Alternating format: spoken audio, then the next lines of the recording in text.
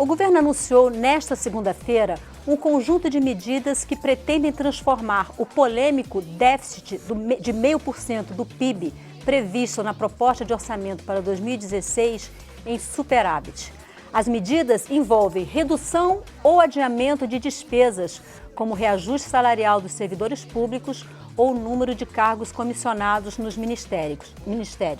Mas a polêmica deve ficar mesmo na recriação da CPMF, que já provocou reações negativas de parlamentares da oposição e também do PT. Sem dúvida, essa não é a primeira nem a pior crise econômica brasileira. Mas o que talvez torne mais preocupante é o cenário político. Base de apoio no Congresso esfacelada e frequentes manifestações de rua são ingredientes desse caldeirão em plena fervura que é tema do Expressão Nacional, que começa agora. Eu recebo hoje o deputado Carlos Zaratini, de São Paulo, vice-líder do PT na Câmara, o economista-chefe da Agência de Classificação de Risco Nacional, Austin Rating, Alex Augustini, o deputado Caio Nárcio, do PSDB de Minas Gerais, que participa da Comissão de Orçamento, e a assessora política do Instituto de Estudos Socioeconômicos, o INESC, Graziela Davi. Senhoras, senhores, muitíssimo obrigado pela presença aqui no nosso programa, que está quentinho, né? Os ministros fizeram a gentileza de soltar hoje o pacote de medidas que vai poder ser discutido aqui no nosso programa. E para a gente começar, eu quero apresentar uns números aqui do orçamento, que chegou aqui, que foi entregue ao Congresso Nacional no dia 31 de agosto, como está previsto na Constituição. Então, o orçamento de 2016, ele chegou aqui com a previsão de um PIB de 6 trilhões e 253 bilhões de reais, um déficit de 30 bilhões e meio, correspondendo a 0,49% do PIB, e um salário mínimo de R$ 865,50. Aí aqui eu quero fazer uma observação. O salário mínimo, ele é calculado considerando o INPC, o salário mínimo de 2016, o INPC de 2015 e a variação do PIB de 2014.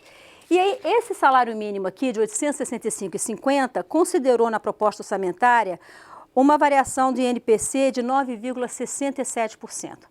Mas o mercado já projeta um INPC para esse ano de 9,75%, um pouquinho maior. Então, já saiu o salário mínimo. O salário mínimo de 865 que eu mostrei aqui, ele já deve, a preços de hoje, ele já deveria ir para R$ 866. Então está aqui, ó, o salário mínimo de R$ 865,50, se calculado utilizando o INPC agora, ele já seria de R$ 866,09. E esse número, apesar de pequeno, ele é importante, essa diferença, porque tem todo o impacto no orçamento da União. Existe uma série de despesas que são atreladas à variação do salário mínimo. E aí a gente tem, em seguida, outros números que mostram. O orçamento de 2016, ele chegou aqui prevendo para no ano que vem um crescimento do PIB de 0,2%, uma inflação de 5,4%, o dólar de 3,39%, a taxa de câmbio de 3,39%, e a taxa de juros Selic, que é aquela taxa de juros básicas da economia, de 13,42%. O Boletim Focus do Banco Central, que foi divulgado hoje, com base em dados até sexta-feira, e o Banco Central, para elaborar esse boletim, ele houve cerca de 120 empresas, ele mostra um crescimento do PIB negativo de 0,6%, a inflação um pouquinho maior que a inflação estimada pelo governo, calculada pelo IPCA em 5,6%, o dólar bem mais alto do que foi precificado pelo governo, em 3,75%, e a taxa de juro um pouco mais baixa. Então, eu quero que a gente fique um pouco com esses números, porque com certeza essa variação de 0,2 para 0,6 foi um fato que levou, inclusive foi dito pelo ministro Levi hoje, na sua fala, quando ele apresentou as propostas de ajuste, que levou o governo a mudar a sua estratégia. E eu gostaria de começar, então, ouvindo o deputado Carlos Zaratini, do PT de São Paulo. Deputado, o governo, ele apresentou inicialmente essa proposta de orçamento deficitária, que gerou uma grande polêmica, tanto no mercado econômico, quanto aqui no Congresso Nacional, no cenário político. E, no primeiro momento, a presidente Dilma Rousseff disse que o governo já tinha feito todos os cortes que eram possíveis de ser feitos. E a equipe econômica e a presidente Dilma Rousseff passaram o final de semana reunidos e hoje apresentaram um conjunto de mudanças, uma economia ainda maior, né? O governo entendeu que dá para cortar um pouco mais, mas previu também um aumento de impostos e o mais impactante, ou pelo menos que chama mais a atenção de todo mundo, é a CPMF, a recriação da CPMF, não com 0,38, como ela era quando foi extinta, mas com 0,20. Mas o presidente da Câmara, deputado Eduardo Cunha, hoje já disse que acha muito difícil aprovar a CPMF, o Congresso Nacional aprovar, é uma emenda à Constituição, ele acha uma tramitação complexa. Na avaliação do governo, qual é a expectativa de vocês? Vocês estão apostando que realmente o Congresso Nacional vai responder? Olha, em primeiro lugar, boa noite a você, boa noite a todos os nossos colegas aqui do debate, boa noite a todos os ouvintes. Eu acho que nós estamos vivendo um momento em que é necessário que se faça um esforço muito importante no sentido da gente ter uma recuperação da economia. E a proposta do governo, ela essencialmente, ela busca fazer com que a gente tenha um mínimo de impacto sobre a grande maioria da população em termos de cortes de programas sociais, né, até porque havia alguns articulistas e analistas econômicos que propunham medidas bem mais radicais, como, por exemplo, o congelamento do salário mínimo, esse que você disse que vai ser reajustado em torno de 9% no ano que vem, e que abrange não só aquelas pessoas, cerca de 40 milhões, 50 milhões de brasileiros que recebem o salário mínimo, como cerca de 20 milhões de beneficiários da Previdência Social e da LOAS, da Lei Orgânica de Assistência Social, que também recebem o salário mínimo. Então, eles teriam um impacto muito grande na vida dessas pessoas, as pessoas, inclusive, mais humildes, mais pobres do nosso país. Então, o governo, ao tomar outras medidas de corte que visam fazer uma racionalização do orçamento e, ao mesmo tempo, algumas medidas de aumento de impostos, né, mas impostos não voltados à grande maioria, mas a uma pequena parte da população, com certeza buscou impactar o menos possível o orçamento das famílias, né, o orçamento das pessoas mais humildes do nosso país. Então, eu acredito que o Congresso, ao fazer essa análise, né, vai aprovar essa medida da CPMF. Evidentemente, pode também haver uma discussão aqui sobre uma partição da CPMF, né, que muitos municípios e muitos estados estão em situação difícil. Parecia, né? que era a ideia inicial do governo, inclusive, dividir a CPMF com os estados. Exato, é uma discussão que nós vamos fazer com certeza aqui na Câmara e no Senado, né? Então, eu acredito que nós vamos poder avançar nessa discussão, fazer um entendimento melhor, né, e garantir que esse recurso, que é um recurso que não vai atingir, né, a base da sociedade, porque aqueles que ganham até 3 salários mínimos não será cobrado a CPMF, só será cobrado daqueles que ganham mais. E mesmo aqueles que ganham mais, vamos imaginar uma pessoa que ganha 5 mil reais por mês, ela vai pagar 10 reais de CPMF. Então, não podemos dizer que isso vai impactar a vida dessa pessoa que tem um salário, vamos considerar, no top aí da pirâmide nacional. Quem vai realmente estar pagando são as empresas e o sistema financeiro nacional, os bancos. Tanto é que eles foram os primeiros a reagir contra essa ideia da volta da CPMF. A outra questão é a CPMF garantir recursos para a saúde, né, que são fundamentais para a gente melhorar a saúde em nosso país, para a gente avançar e ter um sistema de saúde, um sistema único de saúde ainda melhor, né, do que nós temos, do que já atinge todo o território nacional, mas tem que ter muito mais qualidade para atender a população. Deputado Caio Nasso, PSDB de Minas Gerais, na sua avaliação, como é que a oposição vai reagir diante da proposta de recriação da CPMF?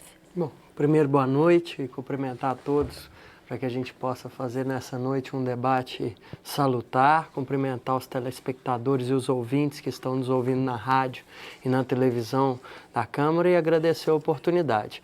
Eu vejo que o problema do governo e o problema do Brasil não é um problema financeiro, econômico, é um problema político. No Brasil não falta dinheiro, falta gestão e confiança.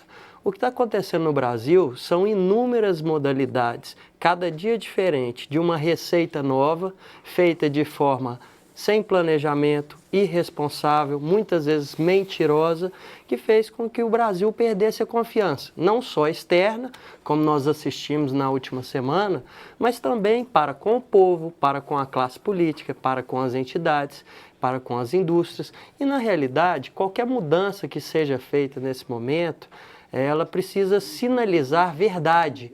E, ao sinalizar verdade, ela precisa contar com a confiança das pessoas. E o que acontece hoje é que esse governo não tem a confiança das pessoas. E por não ter a confiança, cada uma das medidas não tem contado com as pessoas sobre a sua seriedade. Então, que nós temos um caminho diferente que nós acreditamos para o Brasil. Primeiro, cortar na carne, dar o exemplo. Isso hoje foi a primeira vez que se fala em cortar gastos do governo individualmente. Nós teremos que ver se isso realmente irá acontecer. Mesmo assim, todos os momentos que se fala no ajuste fiscal, está sempre falando no aumento de impostos. E que, na realidade, quem está sendo mais prejudicado é aquele que é mais pobre. Na verdade, nós estamos com uma inflação de quase 10%, isso já corroeu o salário, nós estamos falando em reajuste salário mínimo, se a gente já tem uma inflação beirando 10%, você já está corroendo o poder de compra dessas famílias. Durante o período desse ano, nós assistimos o governo corroer os direitos trabalhistas daquelas pessoas mais humildes. E agora, a desaceleração da economia, por falta de planejamento, está deixando o desemprego bater na porta das pessoas e não existe nenhuma sinalização de que isso vai arrefecer.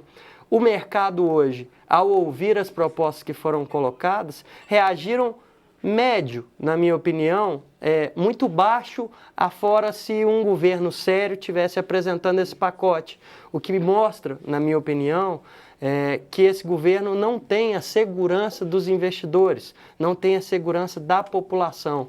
E tudo isso influencia. Quais são os maiores desafios desse governo? Primeiro, colocar um pacote que reflita a verdade. E é muito difícil acreditar em um governo que fala a verdade se há uma semana atrás exatamente a presidente dizia em seus discursos que não havia mais onde cortar. Uma semana depois apresenta um pacote onde ela achou várias coisas para poderem efetivar esse corte. É muito difícil a gente poder combater e chegar a um ajuste fiscal se a gente não dá o exemplo. E é isso que eu acho que a população está sofrendo. Então nós temos um pacote que não conta com a confiança da população. E esse é o maior desafio, porque ele precisa do Congresso para poder aprovação, mas acima de tudo, precisa que o povo acredite que esse sacrifício valerá a pena. E hoje, infelizmente, ninguém está acreditando nisso. Alex Augustini, economista-chefe da Austin Rating. Alex, o ministro Levy apresentou a CPMF hoje. Quando ele apresentou, ele disse que seria algo irrisório, citou inclusive quanto que representaria, por exemplo, na compra de um ingresso de cinema. O deputado Zaratini chamou a atenção aqui que uma pessoa que ganha R$5.000 seria em torno de R$10, né? Na sua avaliação, avaliando o setor produtivo da economia, que impacto que traz uma CPMF de 0,2 para o mercado produtivo brasileiro?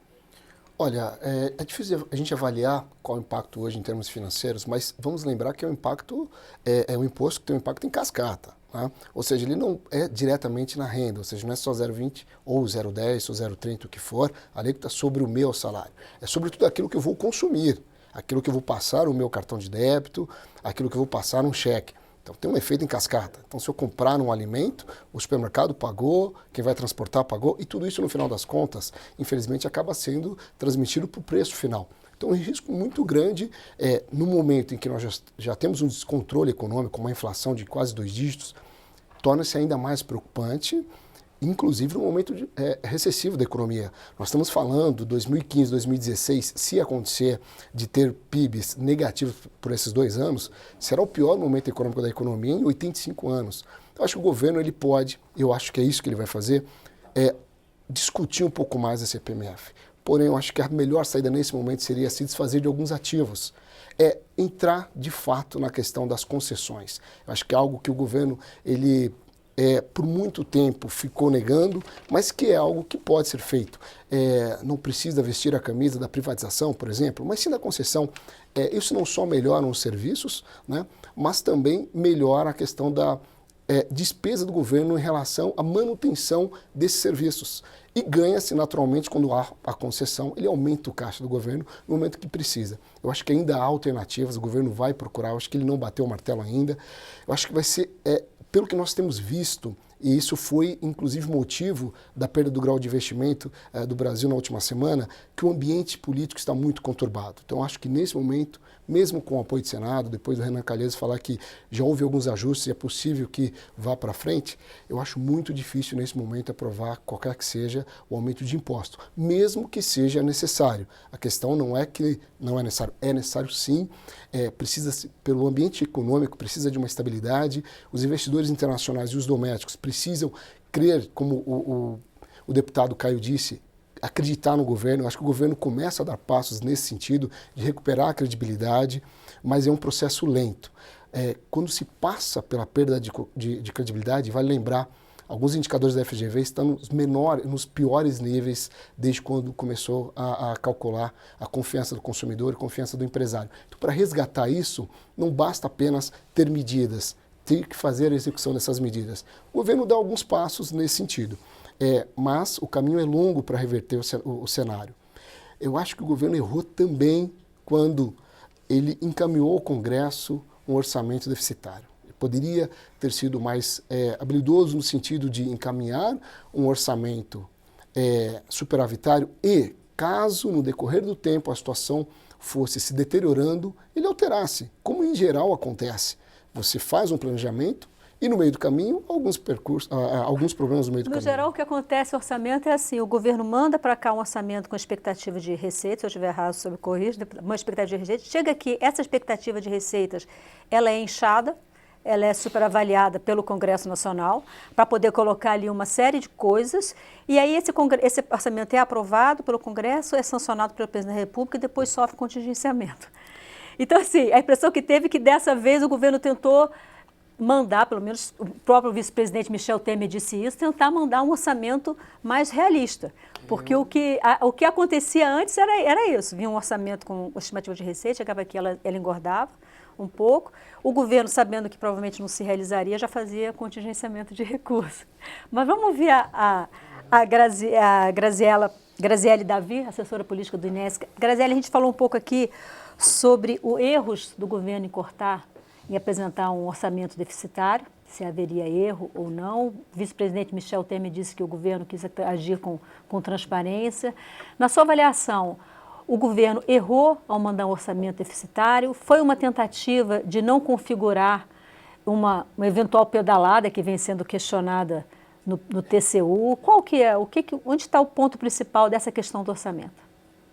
Bem, boa noite a todos, boa noite a quem nos assiste, nos ouve. Com relação ao envio desse orçamento deficitário do Executivo para o Legislativo, acredito que uma questão muito importante para a gente pensar é o contexto mesmo político que já foi colocado aqui. Provavelmente o governo fez isso pela possibilidade até mesmo de se discutir. Se não tivesse sido dessa forma, que espaço que haveria tão amplo junto à sociedade, junto aos parlamentares para se discutir? Eu acredito que toda grande crise é uma grande oportunidade também. Então, vamos aproveitar essa oportunidade. O orçamento veio deficitário, alguém vai ter que pagar a conta e vamos discutir. Quem é que vai pagar essa conta? E, assim, a gente vai observando algumas coisas e a impressão que dá hoje é que a gente está com um prédio completamente destruído e a gente fica discutindo da parede que está lascada. Ah, vamos passar uma tinta? Não, talvez um reboco, vamos lixar. Bem, não é por aí. Então, ficar discutindo só o CPMF especificamente não vai ajudar tanto. A gente tem hoje um prédio que é o nosso sistema tributário, que é completamente injusto. Esse sistema precisa ser revisto. Hoje a gente tem uma situação onde quem paga a conta no Brasil são os pobres e a classe média via imposto de renda, e os super ricos brasileiros hoje não estão pagando. É essa estrutura, na sua amplitude, na sua complexidade, que precisa ser revista. Então, por exemplo, a gente tem um sistema tributário hoje que ele é bastante regressivo e indireto. Uma série de impostos hoje que incidem sobre o consumo e sobre os serviços, que representam 55% da arrecadação hoje, que incide muito mais sobre os pobres e a classe média. Então, se eu vou no supermercado e compro um arroz, eu estou pagando o mesmo imposto que uma pessoa que tem uma renda mensal de 380 mil. Isso não é justo, isso é muito injusto e isso precisa ser revisto.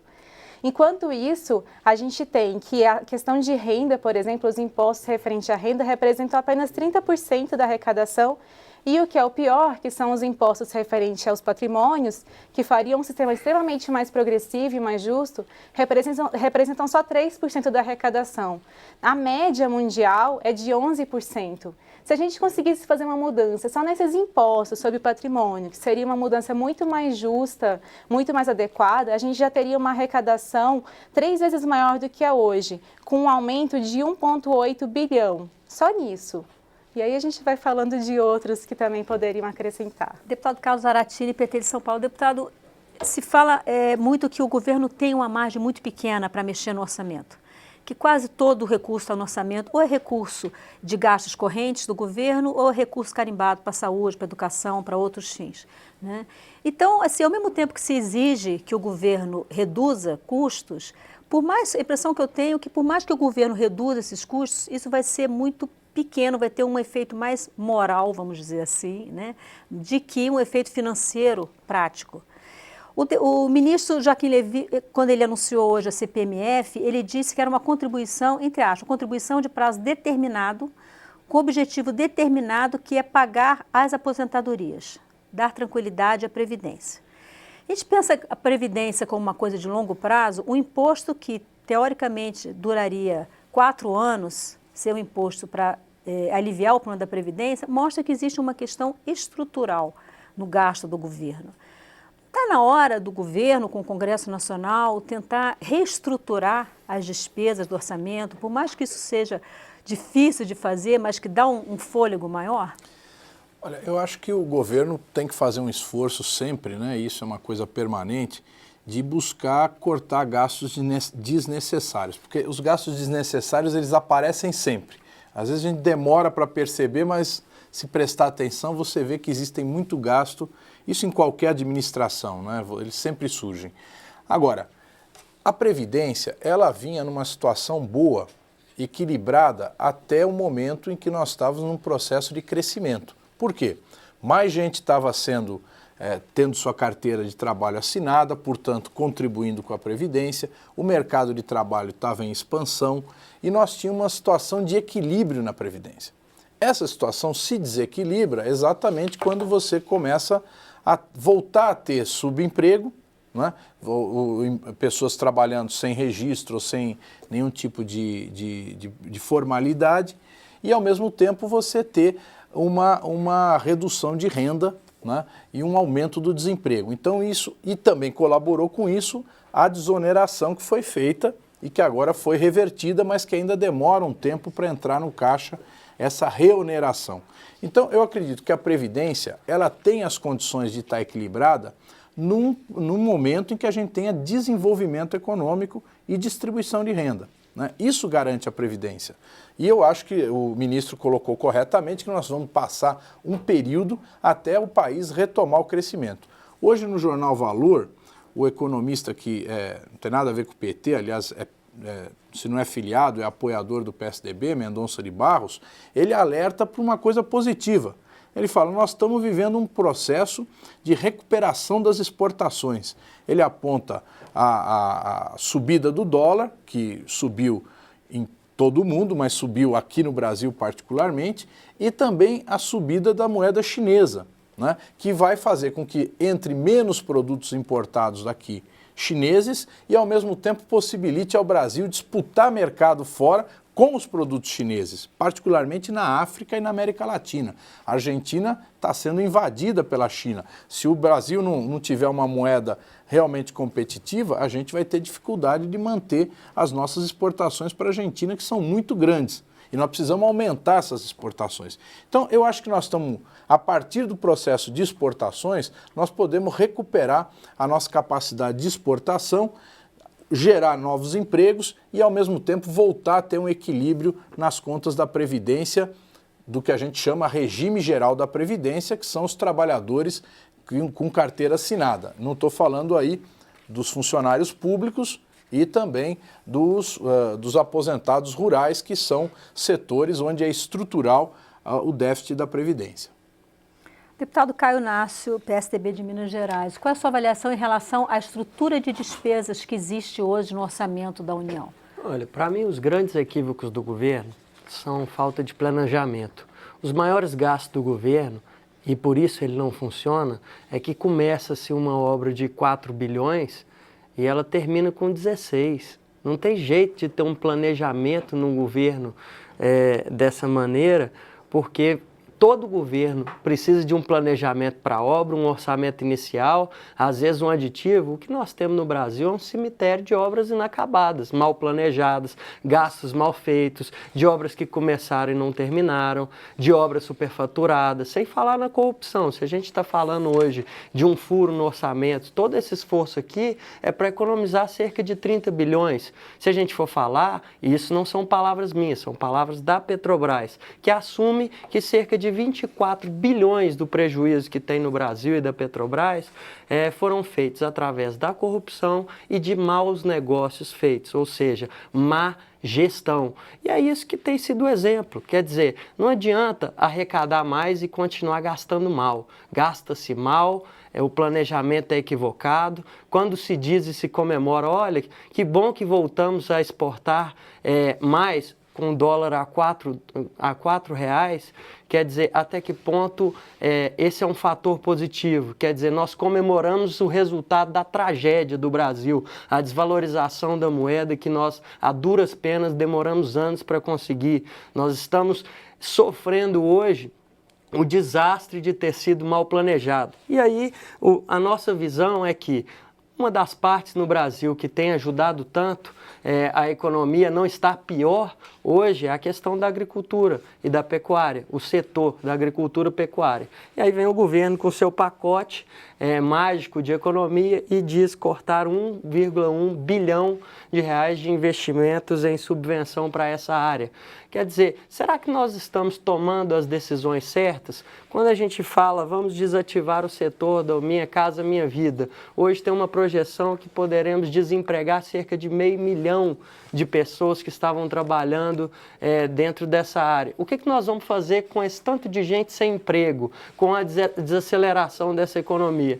O grande ponto que nós temos que dizer é o seguinte: o governo gasta mal, confunde Estado com partido, partido com Estado, e a gente assiste isso o tempo inteiro dentro da atividade do governo, onde se mistura os papéis entre os partidos e o Estado, e tem uma falta de responsabilidade com esse dinheiro. E aí realmente a conta não fecha. Não adianta, e para mim esse é o maior problema, não adianta se propor aumento de impostos se a gente sabe que o problema é na gestão. Pode vir o tanto de dinheiro que for a mais. Se a gestão não funcionar e não tiver correção, não vai funcionar. Então o que a gente tem visto e assistido ao longo dos últimos anos é que a gestão é mal feita, o dinheiro é mal gasto e que depois quem tem pagado a conta, infelizmente, são os mais pobres. E gostaria inclusive de corrigir o deputado Zaratini, porque tem a maior estima e acho que é um dos melhores e mais qualificados parlamentares aí do Partido dos Trabalhadores, mas acredito que quando ele fala que a CPMF não vai atingir os mais pobres, ele esquece que eles também movimentam suas contas e a CPMF incidiria sobre a movimentação dessas contas. Então, seria algo difícil de se controlar. Pode falar, deputado. Não, só quem está até 3 salários mínimos será isento, né? Será isento dessa cobrança, não será feita, como já era antes. Né? Simples, quem tem renda até 3 salários mínimos fica isento.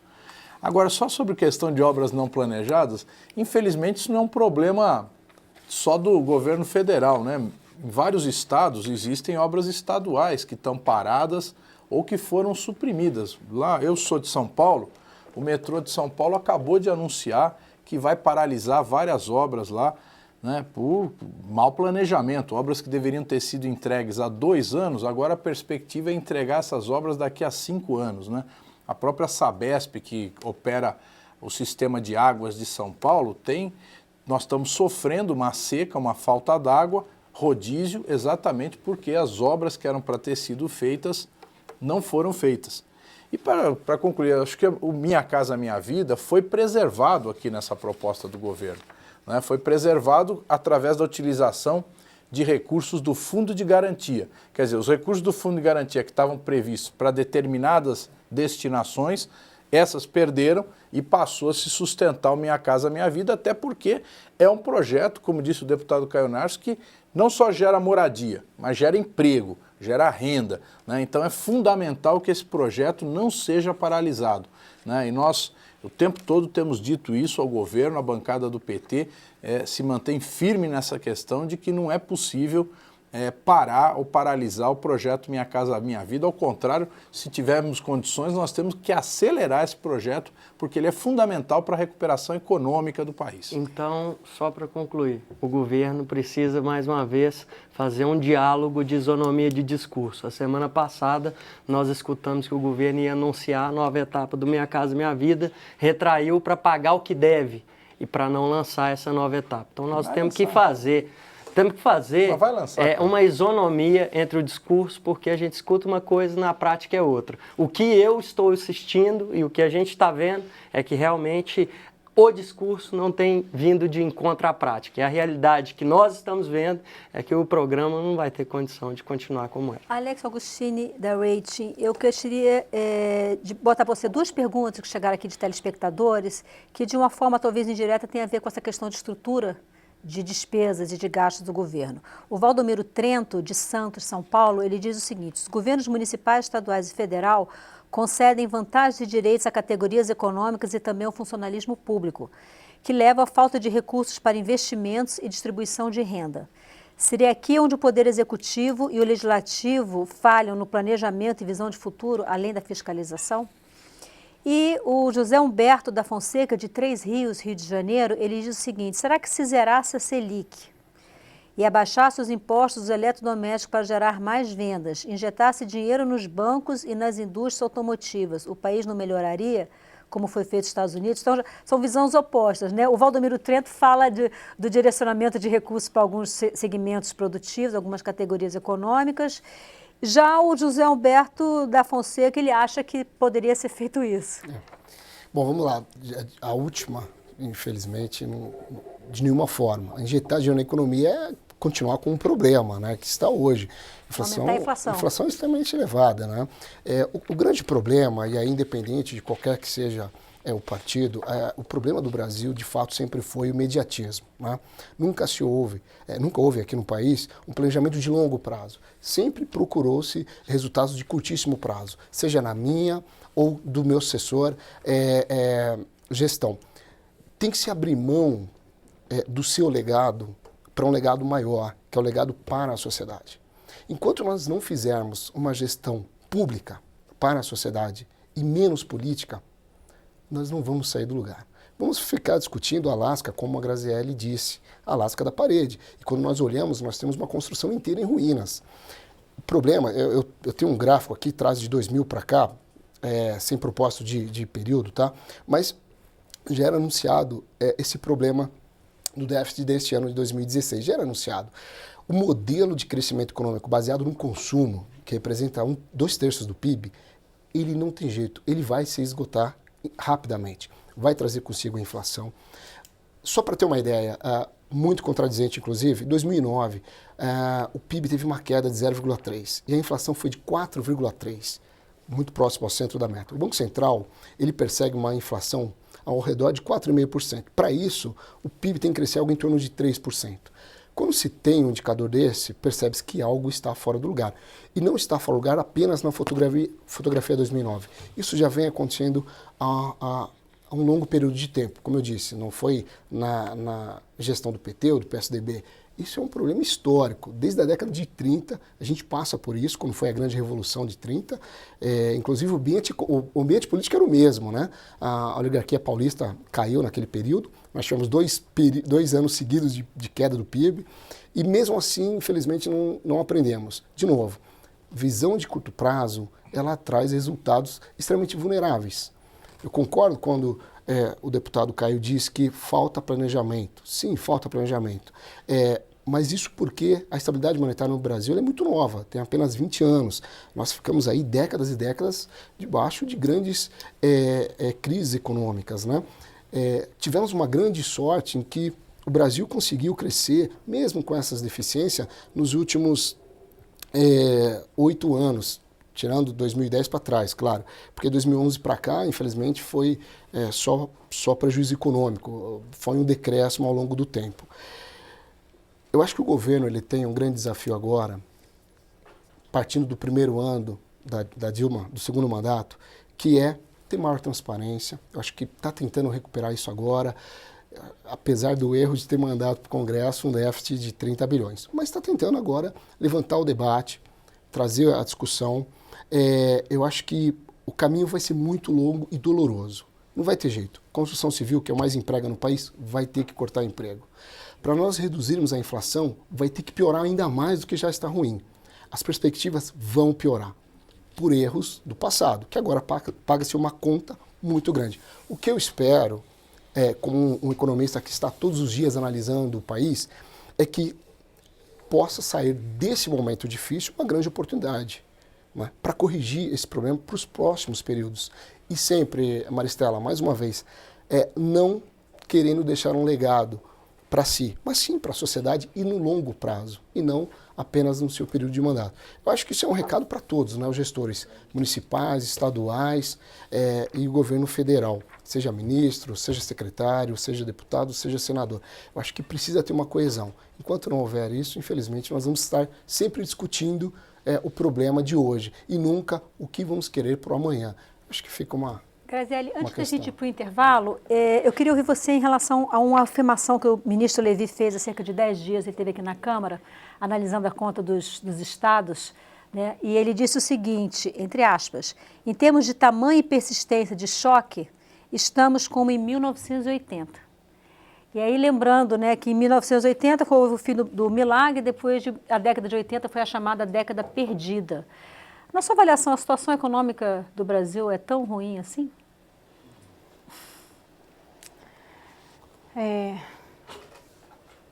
Difícil responder essa pergunta, né? A gente vive uma situação, na verdade, que é de uma crise econômica associada com uma crise política, para a qual existem uma série de alternativas. Então, assim, eu vou continuar insistindo no ponto que eu comecei. Eu realmente acho que ficar discutindo é grande, é pequena, que não é tão importante quanto discutir a arquitetura ampliada. E a arquitetura ampliada hoje, não só no Brasil, como a arquitetura global, ela é uma arquitetura concentradora e desigual de renda. Então, enquanto a gente não lidar com isso, a gente vai viver essas crises com frequência. A gente teve a crise de 29, a gente teve a crise de 80, a gente até na crise de 2008 que se perpassa até agora. Por quê? Porque a gente tem uma arquitetura que não funciona. A base não funciona. Então, por exemplo, uma situação muito interessante que a gente tem aqui no Brasil é a questão de arrecadação em potencial que a gente está perdendo. Então, a gente tem um cenário hoje onde a gente tem uma evasão fiscal altíssima no Brasil. 20% dessa evasão fiscal é de corrupção, é uma questão séria. E ainda, mais séria ainda, é que 80% dessa evasão fiscal são de manobras comerciais que são feitas. Então, são as grandes empresas, principalmente as multinacionais, se aproveitando dessa arquitetura global, que permite a concentração, que permitem uma série de manobras, fazem evadir dinheiro. E a gente fala assim, parece que é pouco, né? Mas não é, é um valor altíssimo. Só de fluxos ilícitos, que é ilegal mesmo, são 30 bilhões de dólares. Hoje, algo em torno de 90 bilhões de dólares. De reais. Então, só isso já seria praticamente o orçamento da saúde. Então, a gente perde um orçamento da saúde inteiro, que a população tanto pede, só em fluxos ilícitos. Sonegação fiscal. A gente tem uma conta, todo mundo é responsável por ela. Se um não está pagando, o outro vai ter que pagar. Então, se a gente tem os super ricos brasileiros, principalmente as grandes empresas, evadindo 500 bilhões de reais, essa conta vai sobrar para alguém. E está sobrando. que é para os pobres e para a classe média.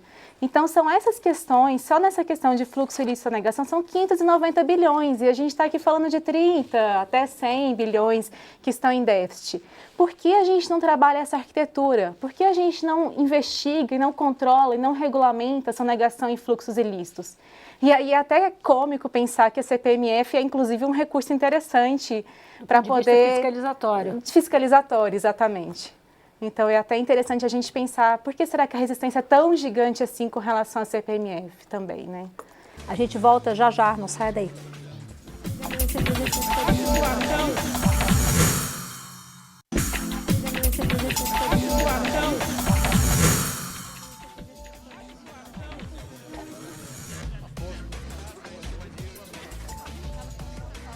Olá, o Expressão Nacional está de volta na TV Câmara, Rádio Câmara, nossa página na internet. Hoje estamos debatendo as crises econômica e política. Participa do nosso debate o deputado Carlos Zaratini, de São Paulo, vice-líder do PT na Câmara. Alex Augustini, economista-chefe da Agência de Classificação de Risco Nacional, Austin Rating. O deputado Caio Narcio, do PSDB de Minas Gerais, que participa da Comissão de Orçamento do Congresso. E Graziele Davi, assessora política do Instituto de Estudos Socioeconômicos, o INESC. Alex Augustini, eu quero voltar nesse bloco com você, mas vamos tentar fazer um bloco mais rapidinho, que está mais curto. Quando a gente fala em aumento de impostos, a gente sabe que existe um limite. Chega um ponto que os impostos, quando são aumentados em excesso, eles geram um efeito contrário na atividade econômica e a arrecadação passa a ser menor. O Brasil hoje tem uma carga tributária de 36%, uma carga tributária bastante regressiva, como foi falada pela Graziele no primeiro bloco. Você acha que aumentar ainda mais essa carga tributária corre o risco, nesse momento que nós estamos, de ter um efeito reverso, de desaquecer tanto a economia a ponto que o governo arrecade menos? Não há dúvida, né? Isso vai acontecer até porque no primeiro momento o aumento de impostos ele gera inclusive uma inflação de custos, porque isso é repassado para o preço final. As margens são reduzidas para se manter o cliente, sim, mas no primeiro momento se transfere isso para o custo. Até por isso que as projeções de aumento de inflação para o ano que vem é reflexo não de impostos, claramente, mas principalmente do aumento da desvalorização cambial, o que eu não compartilho. A nossa expectativa é que a inflação vai mais para baixo por conta da recessão. Mas voltando, é necessário nesse momento porque o doente está na UTI, você precisa tirá-lo da UTI. E aí sim, tirou da UTI, fazer um tratamento e pensar de novo no longo prazo e cair no ponto que a Graziele disse.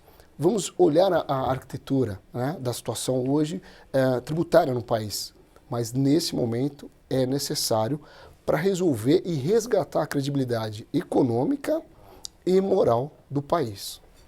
Deputado Carlos Zaratini, PT de São Paulo. Deputado, falando nessas medidas que podem ter um efeito contrário do que se imagina, o governo anunciou hoje que pretende rever o abono permanência dos servidores públicos, que é aquela restituição de contribuição que o servidor tem depois que ele contribui, ele já contribuiu o tempo que necessário, né, para continuar trabalhando. O objetivo é manter essa pessoa trabalhando. Exato. Não corre o risco de ter um efeito contrário? A pessoa, a partir do momento que deixa de receber a contribuição, ela resolver então se aposentar? E aí isso gerar um custo maior para a Previdência? Não, o abono foi criado exatamente para que a pessoa não se aposentasse e não fosse necessário contratar um novo funcionário para aquela vaga, né? Porque aí seriam dois ganhando o salário, porque o funcionário público se aposenta com o salário integral. Essa é a medida que eu tenho mais dúvida, sendo franco contigo, viu?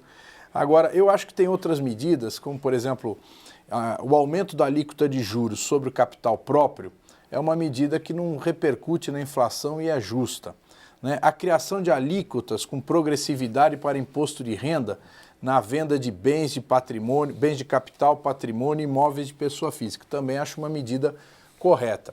Acho que nós poderíamos discutir, temos que discutir, a questão da tributação de imposto de renda sobre lucros e dividendos, porque no Brasil é um dos poucos países em que não é tributado, ou seja, a empresa ela ofere lucro, paga o imposto de renda enquanto pessoa jurídica, distribui esses lucros aos seus acionistas e esses acionistas, ao contrário da maioria da população brasileira que paga imposto de renda, que é a classe média, eles não pagam imposto nenhum sobre isso. Então isso eu acho que tem que ser revisto.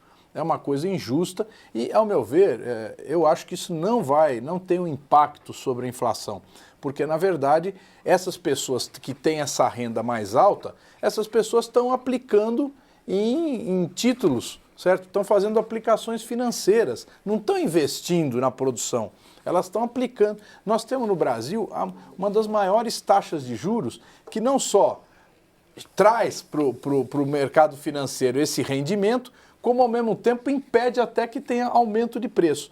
Eu acho que temos que abaixar a taxa de juros, a taxa Selic. É necessário abaixar essa taxa Selic.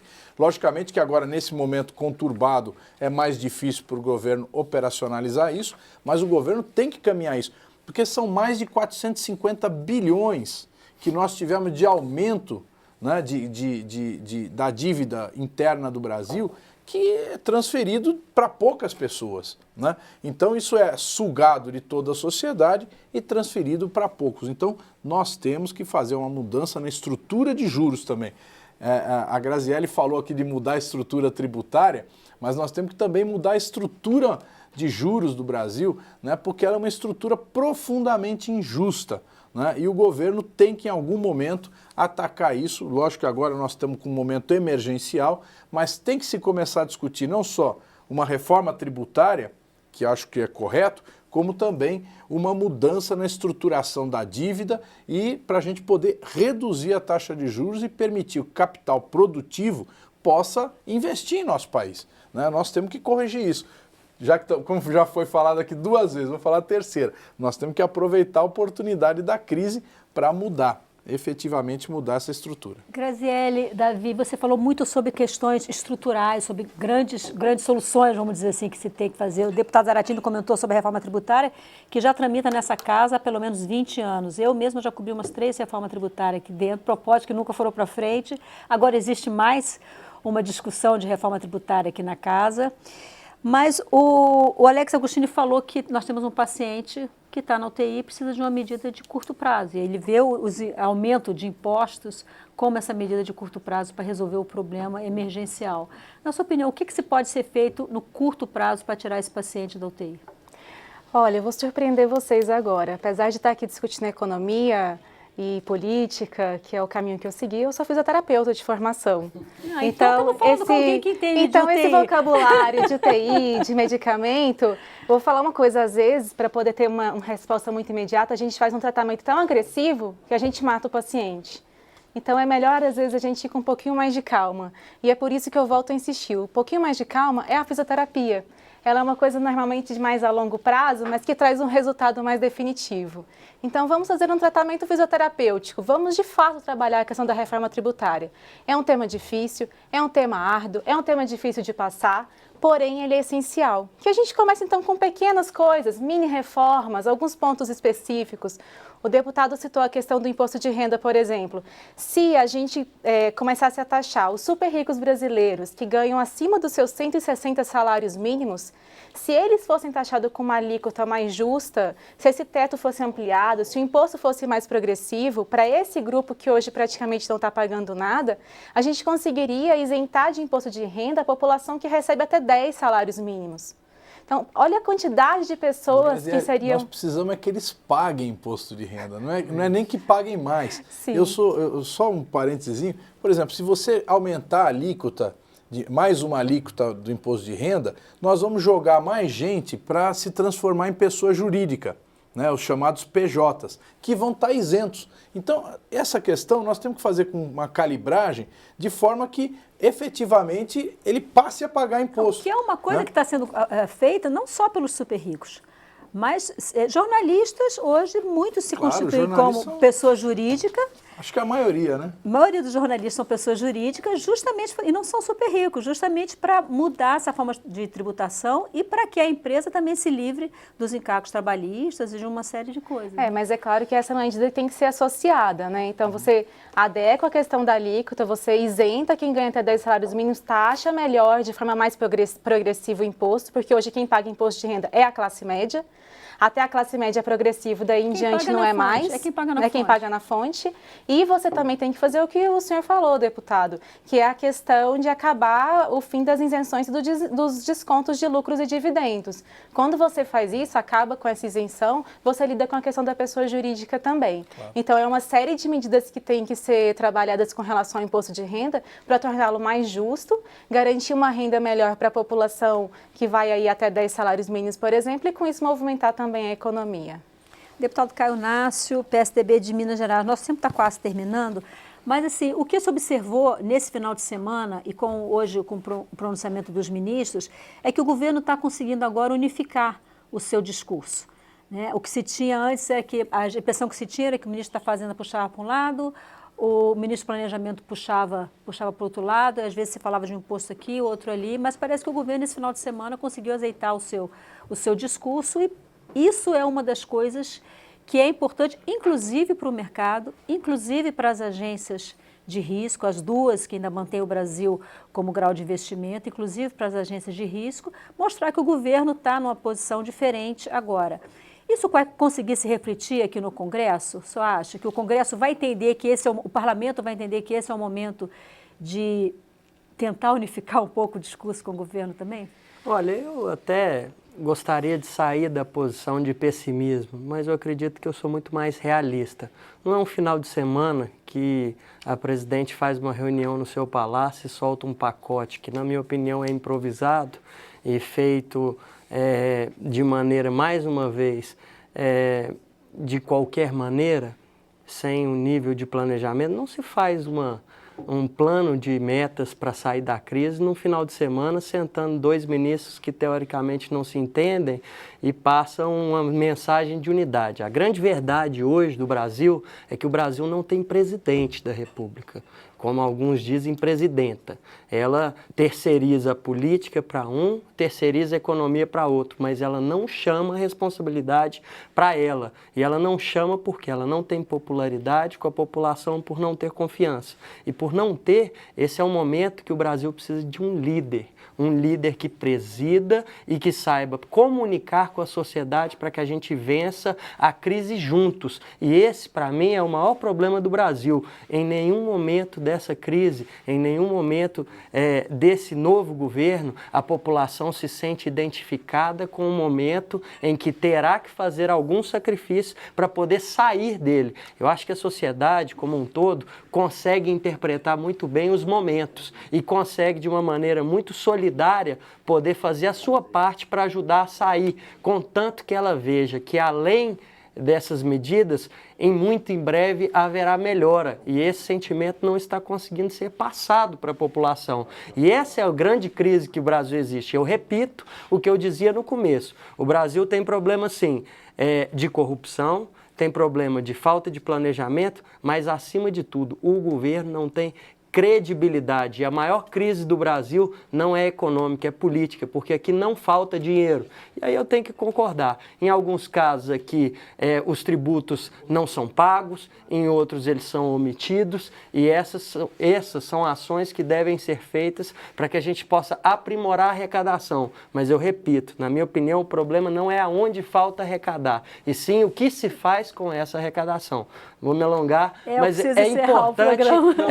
é importante que a gente saiba que o grande problema do Brasil é esse. E nós conseguiremos, sim, vencer uma crise se nós tivermos liderança e verdade, que é o que está faltando para o Brasil melhorar. Para a gente encerrar, deputado, por favor.